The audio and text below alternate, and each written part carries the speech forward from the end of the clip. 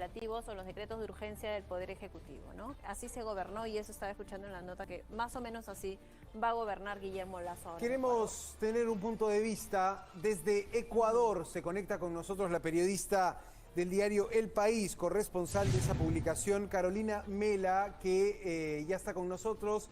Carolina, gracias por tu tiempo. Una información histórica, un día complejísimo para todos los periodistas que tratan de explicar esta decisión. ¿Intentó salvar su cabeza Guillermo Lasso disolviendo el Parlamento? Buenas noches. ¿Cómo estás? Buenas noches, Carolina. Buenas noches, Santiago, Katia, ¿cómo están? Buenas noches. Pues qué difícil pregunta, porque la lectura podría darse que es eso, ¿no? Pero más allá de que el presidente estaba también a puertas de la decisión de un juicio político, porque recién había ocurrido el día martes la reunión que ayer justamente había terminado a las 10 de la noche, la sesión del Pleno de la Asamblea, donde habían estado discutiendo, donde incluso el presidente de la República se había presentado.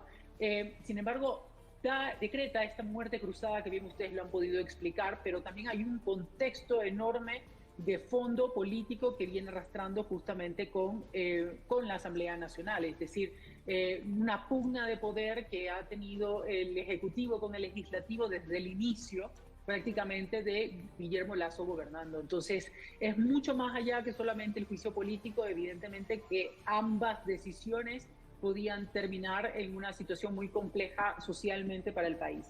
Carolina, ¿y qué va a pasar luego de estos 6 meses, ¿no? Lo último que se sabe es que, ¿qué dice la Constitución ecuatoriana? Estos 6 meses Guillermo Lasso va a gobernar por decreto de urgencia y luego de esto, ¿qué pasa?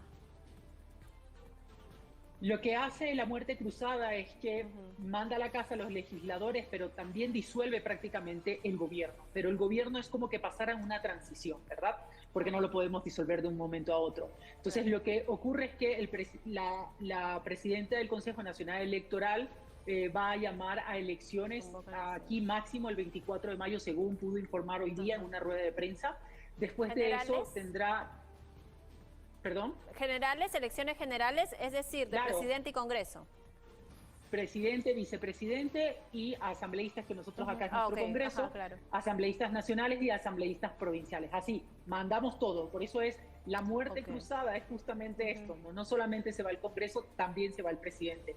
No termina el periodo por el que fueron electos, que en este caso era hasta el año 2025. Son esos 90 días que tendrá el Consejo Nacional Electoral para que todos los ecuatorianos vayamos a las urnas a votar presidente, vicepresidente y asambleístas de nuevo, ¿no? Entonces, después de eso probablemente haya una segunda vuelta que se da en la historia de la historia de elecciones en nuestro país, que siempre hay segunda vuelta y tendrá 45 días más para poder tomar esa decisión. Por eso, para ir a comicios de nuevo. Por eso son más o menos unos 6 meses que Guillermo Lasso va a poder gobernar a través de decretos leyes, no necesariamente urgentes, sino son decretos leyes. Los de urgente económico, que se les llama así, los que tengan que ver con algún tipo de reforma económica, tendrán que pasar por el filtro de la Corte Constitucional. Ahora, Carolina, ¿cómo ha tomado la ciudadanía esta decisión?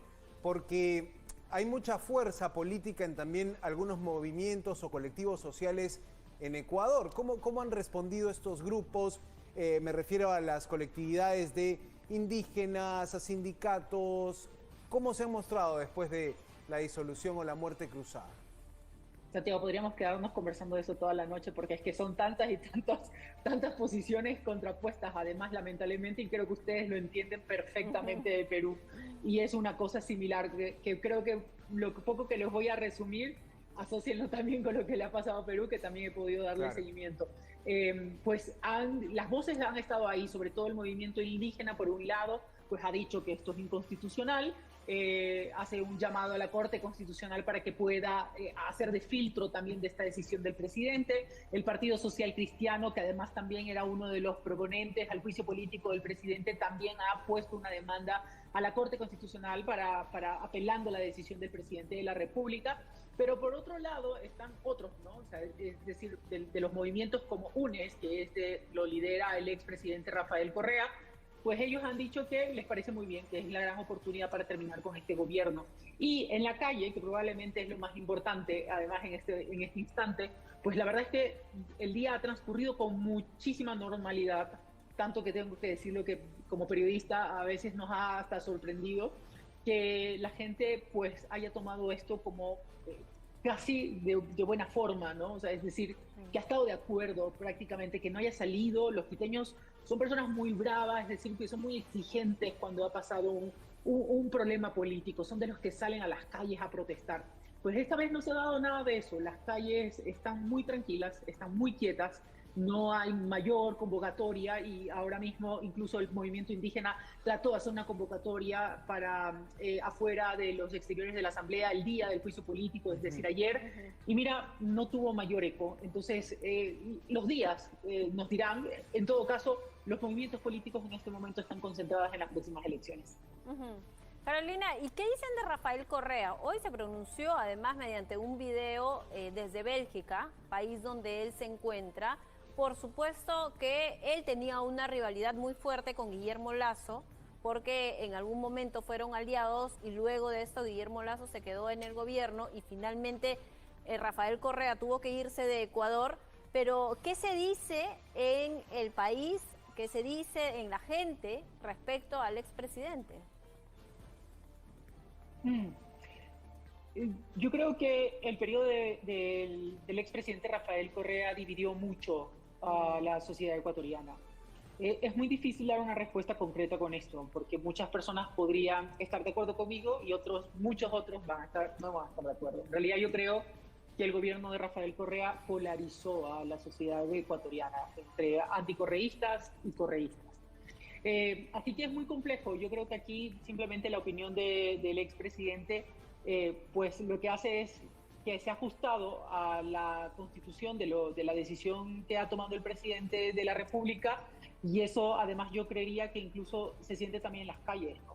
Es decir, que el partido el que él representa, pues que no esté convocando ningún tipo de movilización, pues también dice mucho de que lo que están haciendo es preparándose para las siguientes elecciones.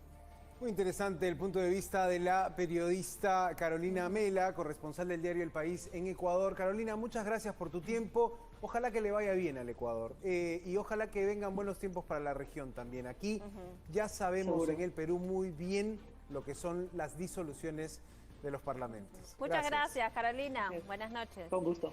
Buenas noches.